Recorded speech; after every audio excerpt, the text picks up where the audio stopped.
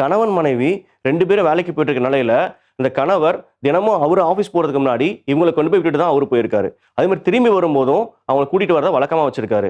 அப்படி ஒரு நாள் இவருக்கு வேலைப்பளு ஜாஸ்தியா இருக்கிறதா சொல்லி மனைவிக்கு கால் பண்ணி அவங்கள பேருந்துல வீட்டுக்கு போக சொல்லியிருக்காங்க. அப்படி அவங்க பேருந்துல இறங்கி நடந்து வீட்டுக்கு போயிட்டு இருக்க வழியில ஆள் நடமாட்டம் இல்லாத பகுதியா பார்த்து 2 பேரும் அவங்கள பின்தொடர்ந்து வந்து அவங்கள பலமா தாக்கி அவங்க செயின பறிச்சிருக்காங்க. அத சுத்தி நடந்த எல்லா விஷயமுமே அவங்கள ரொம்பவே பாதிச்சிருக்கு. வணக்கம், சொல்லுங்க. வணக்கம் டாக்டர். என் பேர் சாதாரண குடும்பம் தான். என் கணவர் வந்து ஒரு ஆஃபீஸில் வேலை பார்க்குறாரு. சரி நானும் ஒரு சரி டெய்லி என்னை கூட்டிகிட்டு அவர் தான் போவார். பிக்கப் பண்ணிட்டு ஆஃபீஸில் விட்டுட்டு சாயந்தரம் வரும்போது அவர் தான் கூட்டிகிட்டு வருவார். உங்களுக்கு கல்யாணம் எவ்வளோ வருஷம் இருக்கும்? 20 வருஷம் இருக்கும். சொல்லுங்க. 2 பசங்க இருக்காங்க. ஒரு பையன் ஒரு பொண்ணு இருக்காங்க. டீனேஜ் பொண்ணு இருக்காங்க. அவங்கள படிக்க வச்சு சந்தோஷமாக நல்லபடியாக வாழ வைக்கணும் அப்படின்ற ஆசையில் தான் நாங்கள் குடும்பம் நடத்திட்டோம். கொஞ்சம் சம்பளம்னாலும் எங்கள் சந்தோஷத்துக்கு குறைவில்லை, நல்லா தான் இருக்கும். டெய்லியும் எங்கள் வீட்டுக்கார் தான் என்னை கூட்டிகிட்டு போவார் ஆஃபீஸ்க்கு. கூட்டிகிட்டு போய் விட்டுட்டு வரும்போது அவர் தான் பிக்கப் பண்ணி கூட்டிகிட்டு வந்துடுவார். சரி. இப்படி தொடர்ந்து நாங்கள் போயிட்டு தான் இருந்தோம். ஒரு நாள் அவர் வேலை அதிகமாக இருக்குமா, நீ பஸ்ஸில் வீட்டுக்கு போய்க்கோ, நான் லேட் ஆகும் வர்றதுக்கு அப்படின்னு சொல்லி.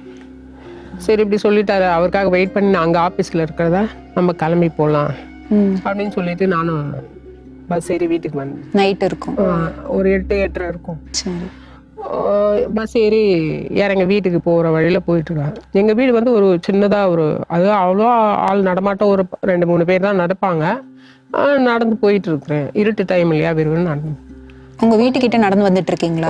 வீடு கொஞ்சம் தூரம் இருக்கு. இறங்கி நான் பஸ்ஸை விட்டு நடந்து உள்ள போகணும்.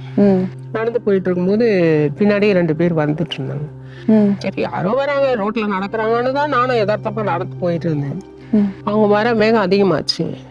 ஓ ஏதோ தெரியல அப்படின்னு சொல்லிட்டு என் நெஞ்சு படபடக்க நானும் வேகமா என்னால் முடிஞ்ச அளவு விறுவிறுன்னு நடந்து போயிட்டு இருக்கேன். அதிக வேகமா போர்ஸா அவங்க வந்து என் கையை பிடிச்சி இழுத்துட்டாங்க. அவங்களும் நடந்து தான் வந்தாங்களா? ஆமா, பின்னாடியே வந்து என் கையை பிடிச்சிருந்தாங்க. என்னால் முடிஞ்ச வரைக்கும் நானும் சத்தம் போட்டு கத்தவே அதில் ஒருத்த வந்து கத்தி வச்சு என் கழுத்தில் அப்படியே மடக்கி இழுத்து கழுத்தை பின்னோக்கி தள்ளிட்டேன். என்னால் அவங்க கிட்ட இருந்து என்னை காப்பாற்றிக்கிறதுக்கு ஜிம்மரே என்னால் முடியல. கழுத்தில் செயின் இருந்தது, அதை பிடிச்சி அர்த்தம்.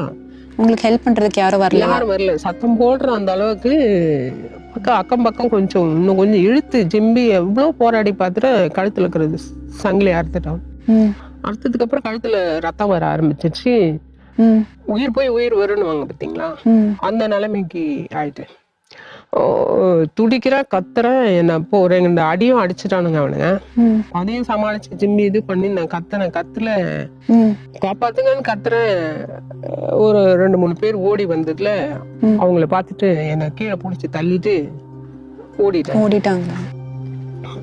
அந்த நடுக்கும் அப்பவே எனக்கு ஆரம்பிச்சு என்னால என்ன பண்ணணும், ஒன்றும் பண்ண முடியல அப்படின்னு சொல்லிட்டு எழுந்து சுத்தரிச்சு விறுவிறுன்னு வீட்டுக்கு போயிட்டேன். வீட்டுக்கு போயிட்டு மூச்சு வாங்குது, என்னால எதுவும் பேச முடியல. அப்படியே ஒரு மாதிரியாகி உட்காந்துட்டேன். நீங்க வீட்டுக்கு போகும்போது வீட்டுல யாரும் இல்லையா? பசங்க இருந்தாங்க. பசங்க மட்டும் தானே. அவரு தான் லேட்டா வராருன்னு சொல்லிட்டு வீட்டுக்கு போயிட்டு கழுத்துல பார்த்தா கழுத்துல அதிக ரத்தம் போயிட்டு இருக்கு. அதெல்லாம் தொடச்சி எடுத்துட்டு பசங்கிட்ட எதுவும் சொல்லாம உட்காந்துட்டு இருந்தேன். வீட்டுக்கு வந்ததும் என்ன ஏதுன்னு கேக்குறாரு. என்னால வார்த்தை ஹஸ்பண்ட் கேக்குறாங்களா? ஒரு மாதிரியா இருக்கிறேன்னு, இத்தனை நாள் இருந்ததை விட ஒரு மாதிரியா இருக்கிறேன்னு கேட்டாரு. அவர்கிட்ட சொல்ல முடியாம மெதுவா என்னால முடிஞ்ச வரைக்கும் இந்த மாதிரி ஆயிடுச்சு அப்படின்னு சொன்னதுக்கு வாய் அடைக்குது, நெஞ்சு அடைக்குது, பேச முடியாம படப்படன்னு அடிச்சு வார்த்தை வராது இல்லைங்களா. அந்த மாதிரி உயிருக்கு போராடி நான் வெளியே வந்திருக்கேன் இல்லைங்களா. ஐயோ இது என்னாலதான் உருவாயிடுச்சோ அப்படின்னு அவரு ஒரு பக்கம் கத்த, இல்லைங்க உங்களால இல்ல அப்படின்னதுக்கு அப்புறம் மறுநாள் அவர் போலீஸ் ஸ்டேஷன்ல போய் கம்ப்ளைண்ட். அவங்களால நினைச்சாங்க உங்க ஹஸ்பண்ட் அவரு லேட் ஆகும் அப்படின்னு சொன்னதுனால தான் இத்தனை நாள் நான் உன்னை கூட்டிட்டு வருவேன், என்ன பார்த்து நீ போ அப்படின்னு சொன்னதுனால இப்படி ஆயிடுச்சு. நான் கூடவே வந்திருந்தா பாதுகாப்பா இருந்திருக்கவே, உன்னை விட்டுட்டேனே அப்படின்னு அவரு ஆதங்கப்பட ஆரம்பிச்சிட்டார்.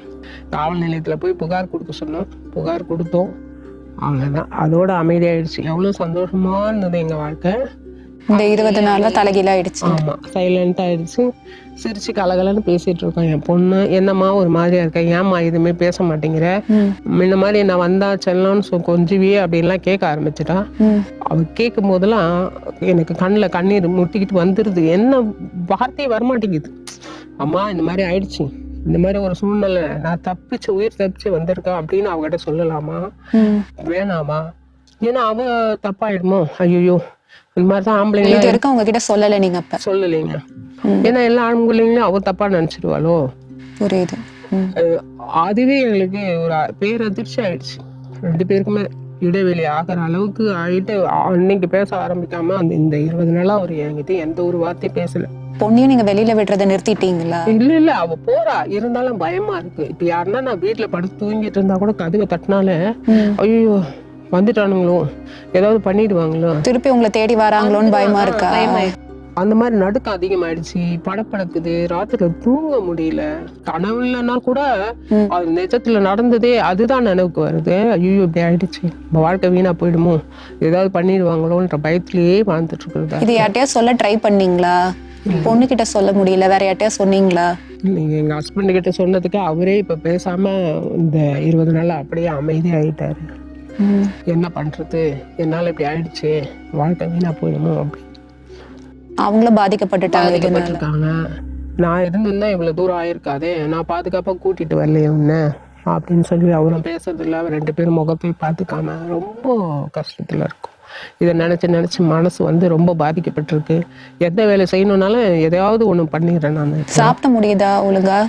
சாப்பிட முடியல டாக்டர். எனக்கு சாப்பிட்றதுனாலே எனக்கு ரொம்ப கசக்குது. வாய்க்குள்ள சாப்பாடு எடுத்து வைக்கவே முடியல. அந்த முழுங்குற அளவுக்கு அந்த தொண்டைக்கு இது இல்லை. ஏன்னா இதையே ஜீர்ணிக்க முடியலையே. எனக்கு இந்த மாதிரி ஒரு சூழ்நிலை நடந்ததே ஜீர்ணிக்க முடியல, நம்ம சாப்பிடவே முடியல.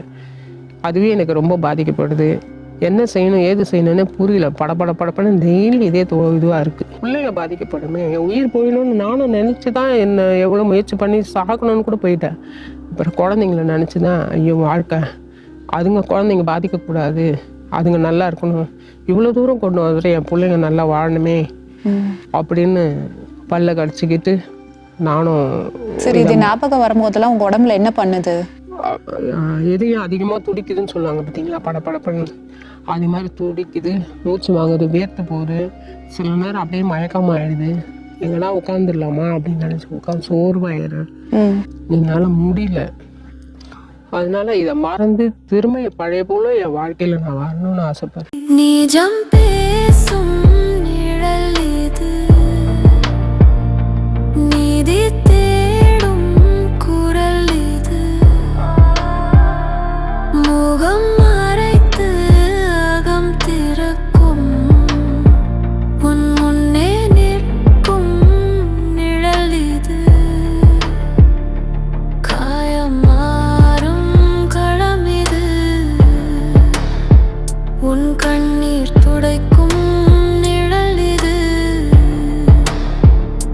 சத்தம் இல்லா சக்தி ஒன்று உன் உள் மனம் பேசும்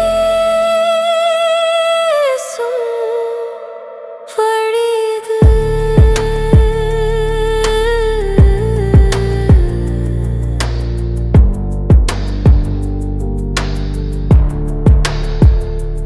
அன்று உன்னை மிரட்டிய கைகள் இன்று அருகில் கூட இல்லை. உன் அடையாளம் மறைக்கும் இருள் உன் உண்மைக்கு காவல் கல்லடி. பயம் என்பது சங்கிலிதான், கைவிடு என்று கூப்பிடுது உள்ளம். படிப்படியா மூச்சு வாங்க இருட்டிலே தானே பிறக்கும் காலை. நிஜம் பேசும்